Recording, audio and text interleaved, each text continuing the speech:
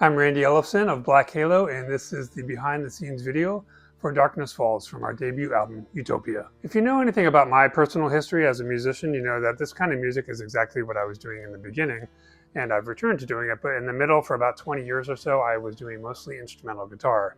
And at some point, I made the decision to go back to doing this kind of music, and Darkness Falls is one of the first songs that I wrote for this album specifically. At the time, this was not a concept album, so lyrically, these lyrics were not written to be part of that story. It is one of the songs, along with several others, that suggested the overall story idea, and that led to the concept album forming. So I didn't really do anything about these lyrics to tweak it for the storyline. As for the writing, this song was written in its entirety on an acoustic guitar, probably in my black one that you see in some of the photos and other videos. That's my main acoustic guitar going way back to the 80s. That's probably that is the one where my entire acoustic guitar style was developed on that guitar specifically. The opening acoustic guitar part is rewritten to be the first distorted riff you hear. So it's actually a variation on that. One of the interesting things about the writing of this, for me anyway, and I hope you find this interesting as well, is that when you listen to the verse now, that music was written, what you hear is the bass guitar part. That is the original music, and that was written to be the guitar part. And then, of course, I'm doubling it on the bass guitar, and then at some point when I went to record it, I thought, well, why should I have them doing the same thing? The bass guitar can hold down that line, and I can have the guitar do something else. Well, as it turns out, the guitar part that I wrote on the acoustic, it's a variation on the opening guitar part. And what's interesting to me about this is that the opening section of music was written independently of the verse, which was written around that bass guitar line, but I was able to take the acoustic guitar line from that first section and slightly alter it and superimpose it on top of that bass guitar line for the verse.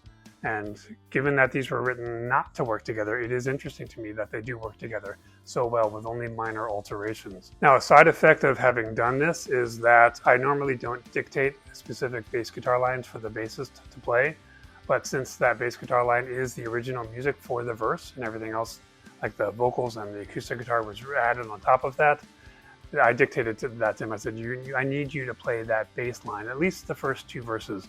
And if you listen closely, the third verse after the solo, he's not doing the bass line, he's doing chords. So that was his contribution to the bass guitar part. In fact, in general, on this song, I dictated far more of the bass guitar lines than I usually do, because I try not to do that.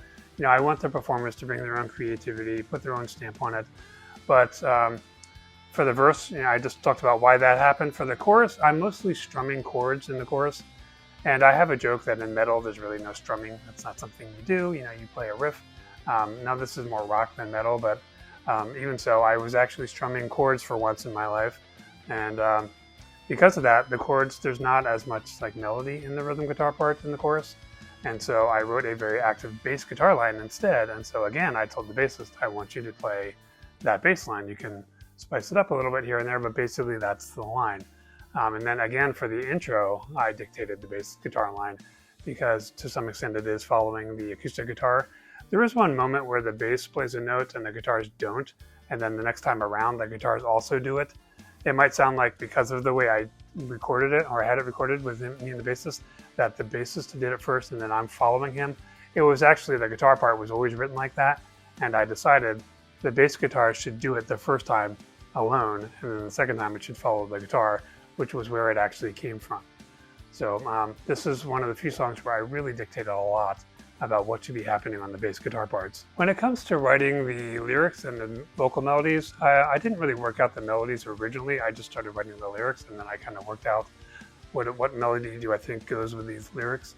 And the opening line, what is it?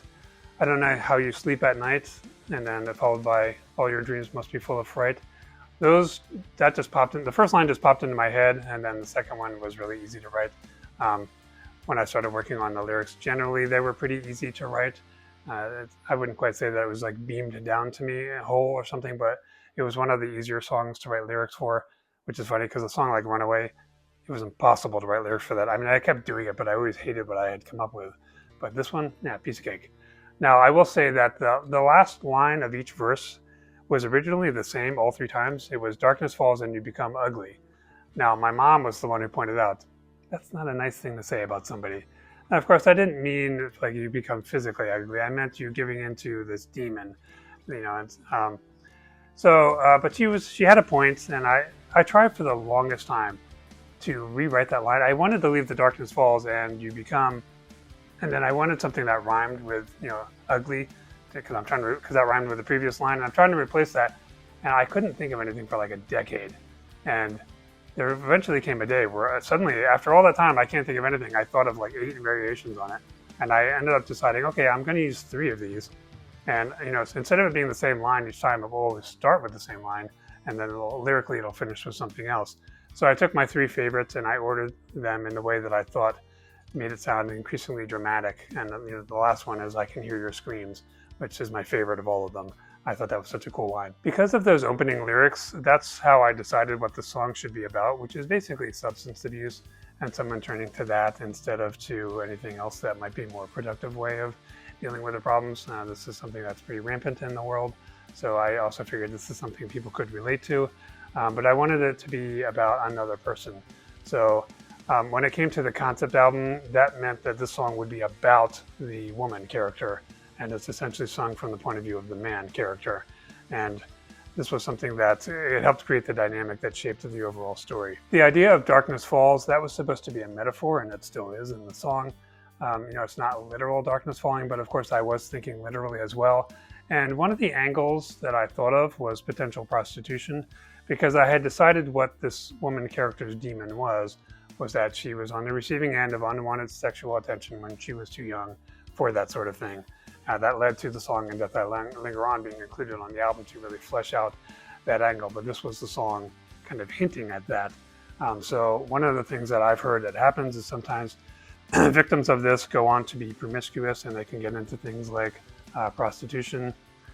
Sometimes they have troubles where they are struggling to have a normal life and maybe like a normal 9-to-5 job or something, and so they can fall into this other area. So this is an interpretation that is still valid, but I don't consider that part of the storyline anymore. However, it does explain one of the lines, which is "Living lies won't wash your sins away." That was when I was thinking about that prostitution angle.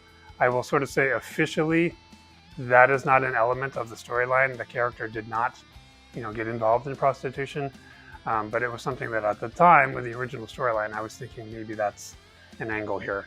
However, I have since abandoned that, but it did influence a couple of the lines, and some of the lines actually suggested that. Since this was one of the earliest songs written and essentially finalized for the album, it is the song that the most singers performed on. Now, what do I mean by that? If you listen to the album today, there's only one singer for all of it, except for the ballad that's sung by a woman, a guest singer. Well, I went through, over 7 years, 6 different singers. Singer number 3 was Chase Breedlove, who eventually came back, and is also sort of singer number 7, who finished the album. But during all the years, this was one of the songs. It was the song the first singer finished. He was one of the few who worked on this. Well, he was the original one who worked on it. Almost every singer who came and went worked on this song at some point, and most of the people who auditioned either auditioned with Darkness Falls or with The Pond of Fears, because to me at the time, these were not only 2 of the earliest songs that were done, but they were also 2 of the strongest songs. I think a lot of the other songs over the years, the level of them came up a little bit, so it became more of an even album as far as the quality goes. But, you know, a lot of people sang the song. I probably have tons of audition MP3s lying around somewhere. And if I didn't mention it, Chase also auditioned with the song, and I thought he sounded great on it. So this is basically the song that got him the gig originally. Now, if you're wondering, the opening note that you hear at the beginning of the song, it's actually my guitar synth that's sitting right here. I don't usually use the foot pedal to control anything, so I just have it sitting on my desk, and I use my black guitar. If you've watched the guitar playthrough video, you see me strike the one note on that guitar. And that's a regular guitar, but it has the guitar synth pickup installed on it. These days I don't use that very often, but that was how that note was done. As soon as I found that sound, I thought I'm definitely going to use this somewhere, and Darkness Falls was the perfect song. It also gave this song a kind of 80s feel. Another thing about this song is that in the chorus, you mostly hear the electric guitars, but I doubled that with my 12-string acoustic, and again, you see this in the guitar playthrough video. You may not really hear the 12-string on that so much as it helps bring out the definition of what you're hearing. and I really liked the layering of that and how it came together. The guitar solo on this is one of my favorites, and it's what would be called a feel solo rather than a technical or fast solo. And it was definitely influenced by me coming off of being in an Iron Maiden tribute band with a bassist and drummer who played on most of the album. We were in that band for maybe 2 years, and I was doing all of Adrian Smith's guitar solos and his parts in that. So I got good at playing his style from doing it so often, and to some extent the somewhat bluesy feel of the opening guitar lick in particular, and some of the other stuff, it's really influenced by me playing all those Adrian Smith guitar solos. And if I haven't said it anywhere, he is probably my all-time favorite player. There's a lot of guys who I really like, but I think he's one of the standouts. Very underrated, although every Maiden fan knows the guy is awesome. So that's it for the behind the scenes video on Darkness Falls. If you like the video, please click the like button, subscribe, and go listen to us on Spotify or whatever streaming platform you like. And thank you for watching.